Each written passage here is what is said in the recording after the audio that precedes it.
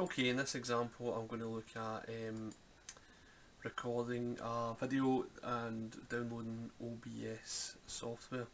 So I'm just going to start by opening up Google, open up Chrome, and I'll just put in OBS software.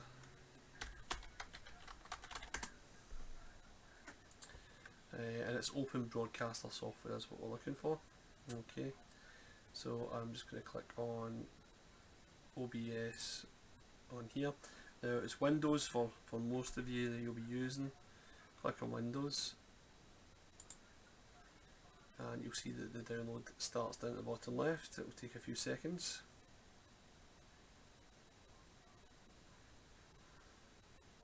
Okay, and then I'll click on open it. Do I want to allow this app to make changes? Yes. Welcome to OBS, so we start next. Again, the license agreement, you can do that if you want.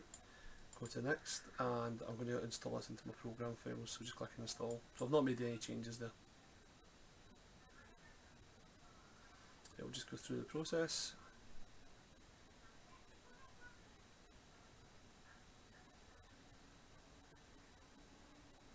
And then I can launch OBS Studio, click on finish.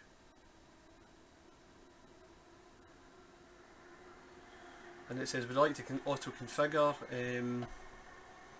I'll say yes. And then I can optimise for streaming or recording. So streaming is when you put it live onto YouTube right away. And if you just go for recording, it means you're just capturing the video. I'll just do recording just now. Click on next. And again, leave that at 1920 by 1080, and I'll just go to 60 or 30, but prefer 60, that's fine. Click on next.